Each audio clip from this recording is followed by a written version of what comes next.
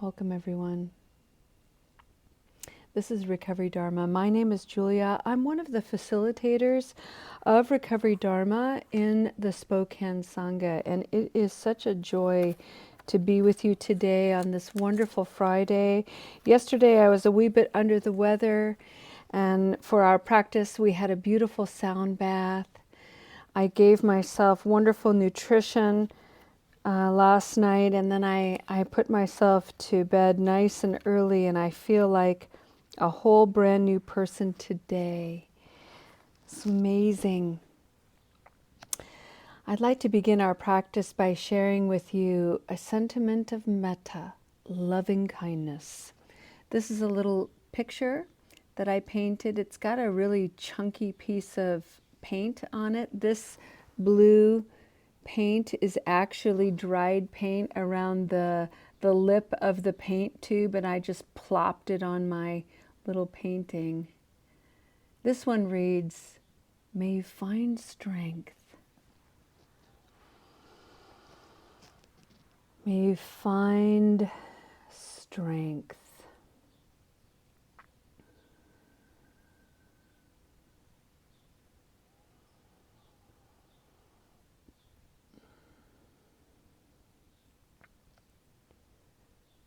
Join me in this moment of practice, of deep looking practice, which is what we've been exploring for the month of March. And for this month, we've had several guides kind of helping to concentrate our deep looking practice. Concepts like clarity. As we get more comfortable taking a moment or two to look at something with a little bit of depth, we become more clear about it. The body calms down, the mind opens up, the stories slow down in their anxious racing, and the clutter clears. But in order to stay with it, we have to feel encouraged. And one of the brightest mantras that I say to myself, and I like to remind everybody, is we can do hard things. We do them all the time. I can do hard things. Right now, sitting with whatever I'm sitting with and it's uncomfortable, and I kind of want to get up and I kind of want to abandon this. Hang on a second. Let me take a deep breath. I can do hard things. I brought forward the word dolor this month, which means pain and anguish, mental, physical, spiritual. And the road to recovery is punctuated by that many, many times. Often we encounter pain and discomfort and suffering. And we mustn't forget that on the journey of the recovery, right beside all of that dolor, sisters, beauty and wonder and joy. A moment's pause to see the smallest thing. It can help shift our attention from maybe some habitual cycling of sorrow. Maybe we catch a little ladybug or a beautiful tiny little flower or a very industrious beetle crawling up some bark, something, or a bird. Anything that can help remind us that the journey isn't just about pain, nor is it just about joy. It's about both. And you know, that can be a pretty heavy load. So one of the other practices and ideas that we've been spending time to explore and engage in our deep looking practice and is the idea of rest. Yesterday, I was able to share with you rest. by playing the beautiful sound bowls. All of this funnels together in one of our wonderful elements on our Noble Eightfold Path, wise action. A deep-looking practice is a wise, active practice. Coming to a recovery meeting is wise action. Determining to shift your relationship to habit energy, whatever your habit is, alcohol, substances, other substances, food, sugar, prescription pills, social media, shopping. Shifting your relationship to these habits, especially anything that's going to intoxicate the brain, is a wise action because, again, we are trying to engage with life in a clarified way, a decluttered way, reducing confusion. There's enough of it already.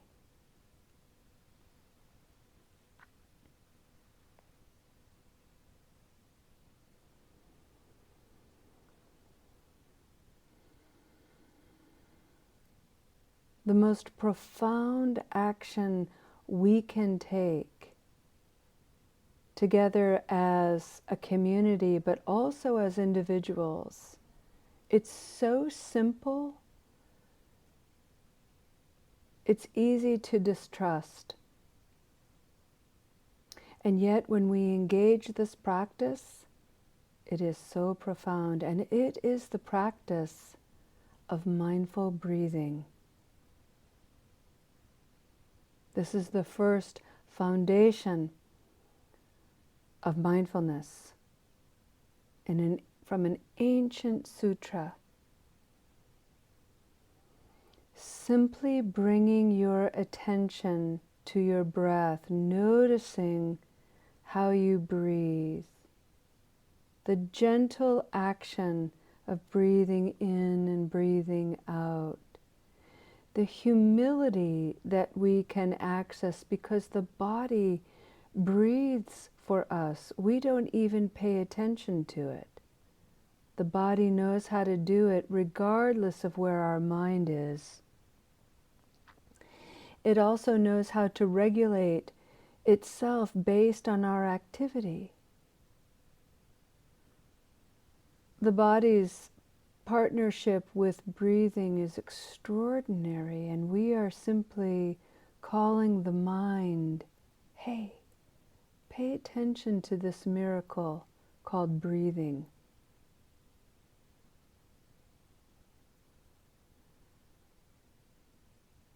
And as we breathe together, notice the way the breath can slow down a little bit. For me, in my first person experience of breathing and working with my breath, particularly if I'm working with anything that's causing my mind anxiety, if I'm what-ifing my moments, what if this happens? What if that happens? Oh no, this happened in the past, and therefore it could happen in the future. What if it happens in the future? So I've just cluttered my present moment with the past and the future. It's messy when I do that. And when that happens in my body, my breathing tends to be in the upper quadrant of my lung. I feel like I'm only breathing in the upper part of my chest. It's shallow. It's dry. My breath is usually my inhalations and exhalations feel dry, like I'm in an arid climate. And so as I begin to breathe a little bit slower, a little bit deeper. I bring my attention and my mind to envision my breath sinking lower into my lungs.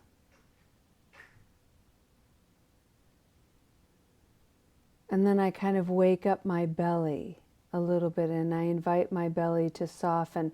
When I'm anxious, my belly tends to be clenched. And no surprise, everything about my gut is soured. So when I begin to breathe deeper, I allow my belly to soften. I allow air and oxygenated blood to enter into those organs and things begin to relax.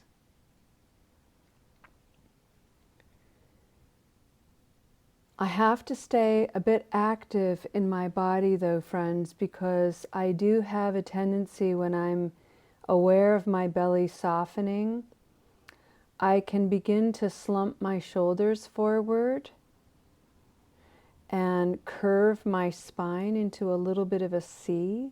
So I get a little bit slumpy frumpy. And in order to not fall prey to kind of a sleepiness, I remember to sit up a little bit taller, strong, straight spine. I sit it on the edge of my seat a bit, roll my shoulders back, open my heart. My hands are curved around my knees, my palms are facing down, and now I am in a noble, active posture. Strong back, straight spine, soft belly, open heart, breathing in,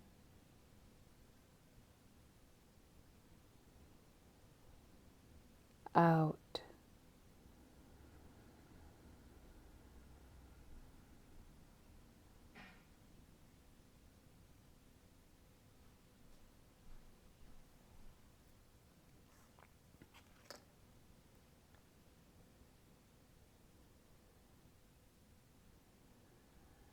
Seems so simple, doesn't it? In some ways it is. It's true. It is simple. And it's not the whole truth.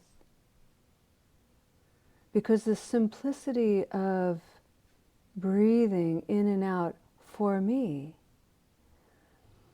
lasts about 4 or 5 breaths, if I'm lucky, on a busy mind day.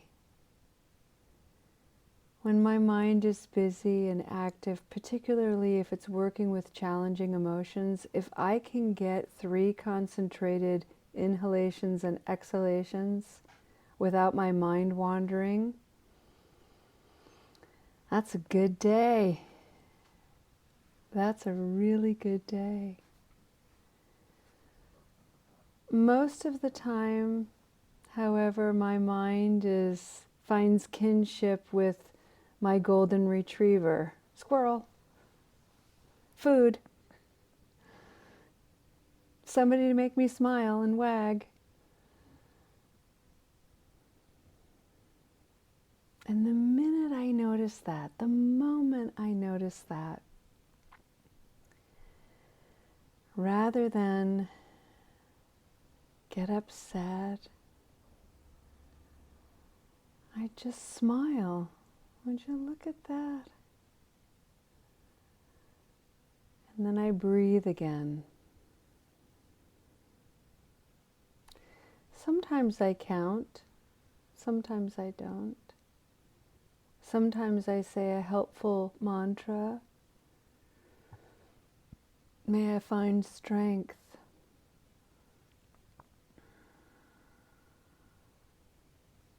Breathing in. May I find strength. Breathing out. I can do hard things. Breathing in, I am strength. Breathing out, I can do hard things.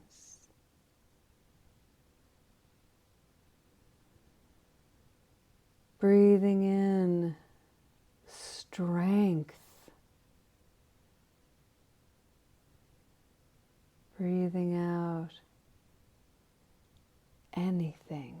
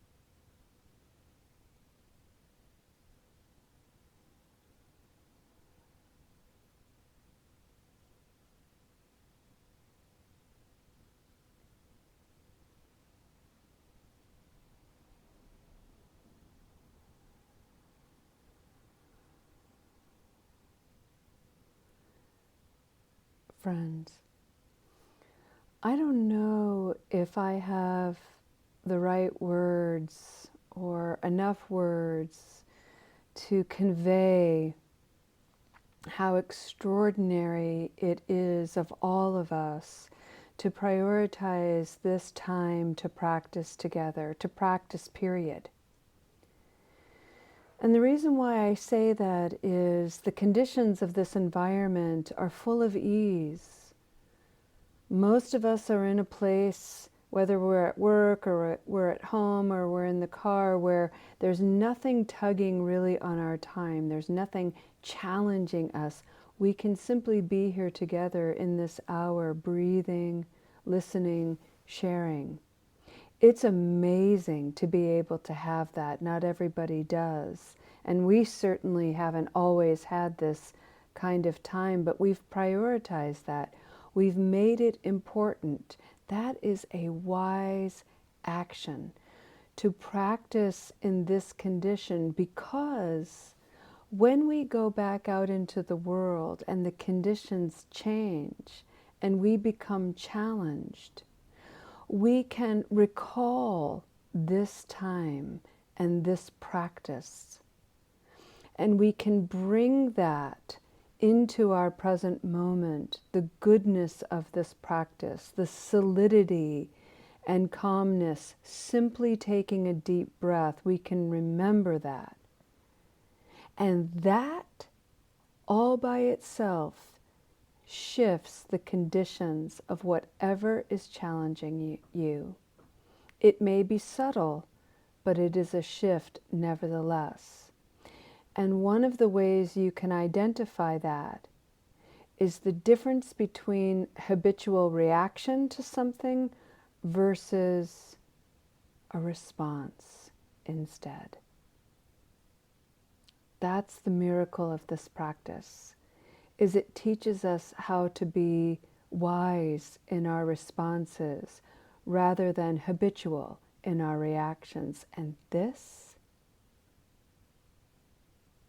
changes lives. It could change the world. It's certainly changed my world.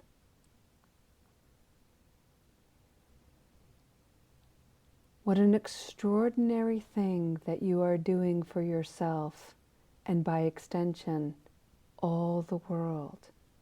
Your friends, your family, your coworker and community. It's amazing. And it begins with the breath. So we'll end our practice today by breathing intentionally 3 times, breathing in and breathing out. Sitting nice and tall, feeling yourself fully anchored, heart forward, chin up, noble posture. Inhale with me, breathing in deeply. Exhale it all out. If you want to sigh, sigh. See if you can smile on your next inhalation. Smile.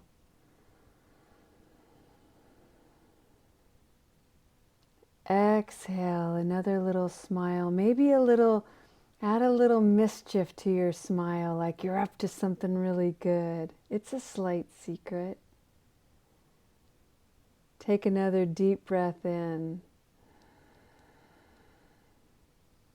Spill the beans. Don't keep it too tight of a secret. Share it. Oh, breathe it out. See if you're smiling fully. And when you're ready, come back and let's share.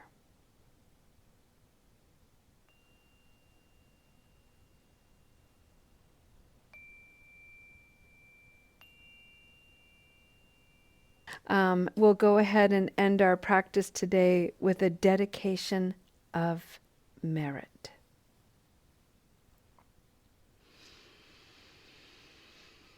And I'd just like to invite you to return to an active, noble posture. So really intentionally put your body at the edge of your seat.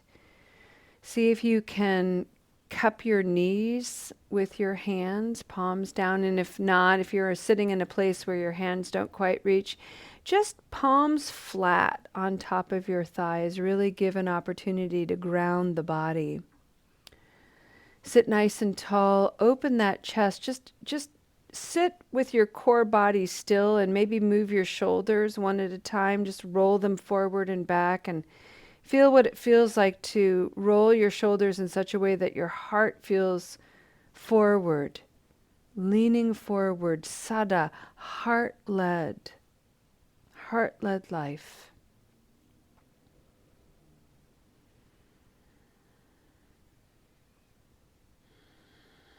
I want to thank Philip today for reminding me of one of the deep practices that I neglected to mention, which is the cultivation of options. It's so powerful to recognize that more than choices, different than choices, to examine what are our options, what are the things that we are choosing from. And we may discover that we have so many more options than we realized. And that is worth celebrating.